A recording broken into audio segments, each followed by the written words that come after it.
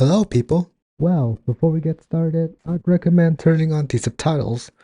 Like here, there, or there if you're mobile.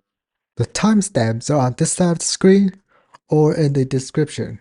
You can skip to the part where I flashed Android 12 or the actual review by scrubbing your playhead. So, if you didn't know, I have been in the Android modding scene for quite a while before switching to the right side. And after a long time of hiatus in the community, I decided to go on a search for a cheap Android device that can take me back on time. So, I went on Shopee, which is an e-commerce platform for Southeast Asia countries, and searched for dead, broken old phones until I came across this, a Samsung Galaxy Grand 2 for only 55,000 VND, which is... I found this on the web. For how much is 55,000 VND? Anyway, it is around $2. Yes, the only catch was that it presumably had a missing battery and a boot looping issue, but I highly doubted it. So I ordered one anyway, and it's kind of funny that they increased the price by 3 times after I bought it, but 6 days later, a package arrived at my door. So let's unbox it.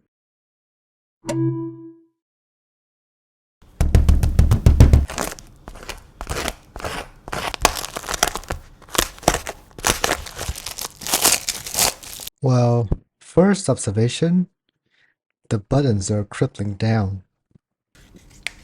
Oh wait, hold on. It comes with a battery? The listing clearly says otherwise. Let's plug it in. Okay, it shows a charging symbol, but no animation, meaning that there is probably no operating system in it.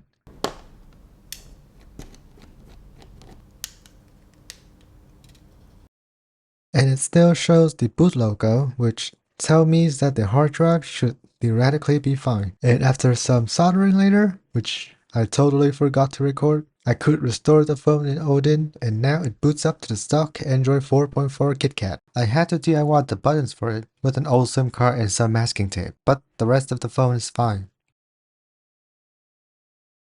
As you can see, the original TouchWiz ROM is very bloated, as Samsung was still in their do what nobody asked era.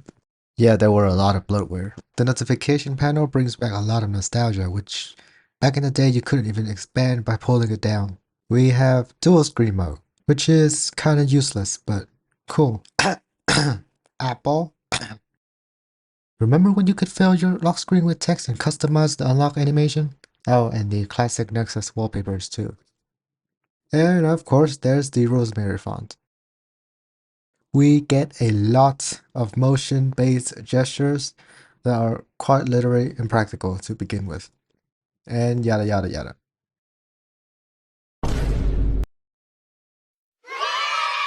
I decided to pull out another Samsung from the same era to compare the difference between Android 4.4 and 5.0 as they have cleaned up their OS, but the charging port of my second phone was broken and I couldn't charge it, so it died. Now, obviously, we are not going to use Android 4 in 2023. So I broke out my old Dell Dinosaur. My lighting condition was terrible, so I had to improvise. But either way, it kinda worked. I actually had no micro USB cables, so I took a Type-C cable and an adapter. And yes, don't ask why I have that adapter. Now to summon Odin, which is the software that Samsung used to flash its firmware, and throw the TeamWin recovery image in. Oh, and I forgot to compress it into an Odin flash package. It doesn't actually take that much effort, as those packages were just basically tar files.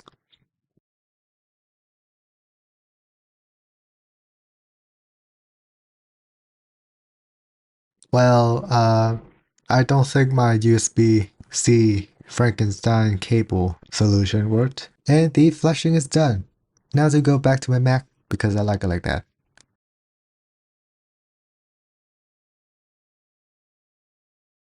On my computer, I'm gonna allow the connection and open up terminal. I will wipe everything on the phone and start an ADB silo session.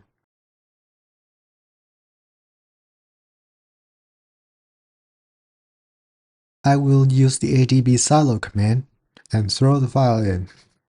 It took a lot of time due to the old and slow NAND flash on this device, but either way, I was greeted with the Lineage OS boot animation and setup wizard.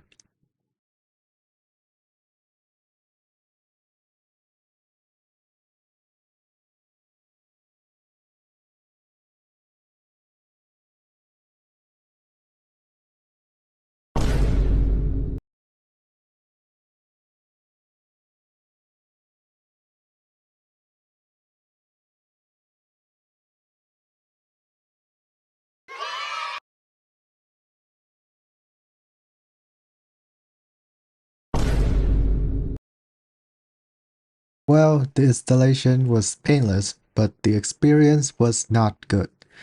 Considering this is a vanilla ROM, which has no Google apps, it already lacked this much. So I decided to roll back to Lineage OS 18, which is based on Android 11 Go edition. I did it off camera though.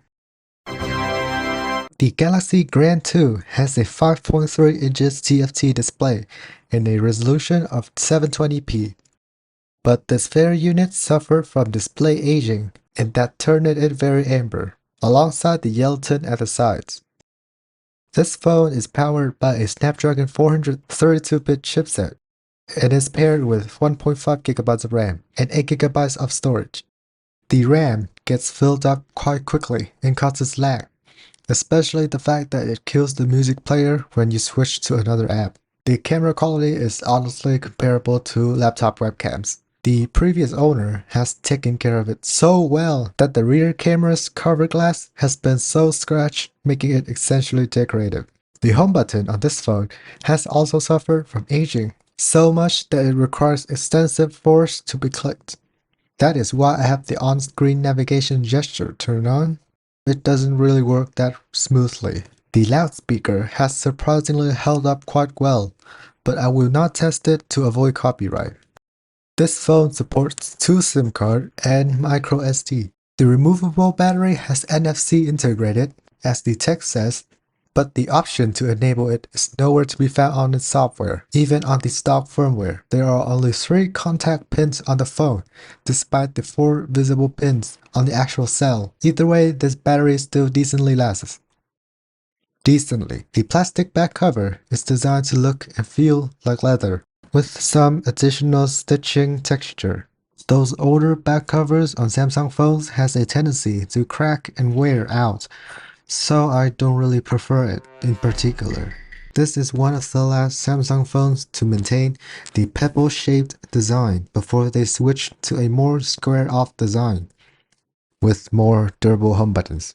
Firstly, I rooted the device with Magisk, and used a File Explorer app to debloat some of the pre-built Google apps to clean my system. Then I loaded some simple applications onto the phone. I could not really download much apps nor do a proper benchmark because the internal storage is puny, and it is based on the slow and ancient eMMC 4.5 NAND flash. After one day, the OS has optimized and calmed down, making it somewhat more manageable to use. I installed the live version of social media apps, namely Telegram X, Instagram, TikTok Go, and I would say they do work, but none of them were too snappy. I am not a game person, and I only play arcade games in this app called Plato. It has an anti-root mechanism, so I added this app to the Magisk deny list and did a reboot. Then it worked fine.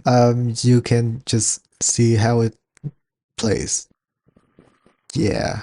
YouTube plays pretty okay on this phone at 720p resolution. Turning it up will cause stutter, but seriously, you are not going to stream 4K content on this HD panel. I installed Apple Music and Spotify, which both worked fine, but the phone starts to show its age in trying to keep up with Apple Music's intensive background blur. I also installed this app called Air Receiver to emulate Apple TV for the AirPlay feature, so that I could mirror my iPhone or MacBook screen onto it. It is kinda useful, to be honest, but I don't really find myself using it that much. Well, the phone was quite fun for a hobbyist project on the weekend, and considering its cheap price, I would totally buy and collect more, and possibly making more videos about them, if this one gets enough attention from you guys. Well, after all, thanks for watching, and I'll see you later. Bye.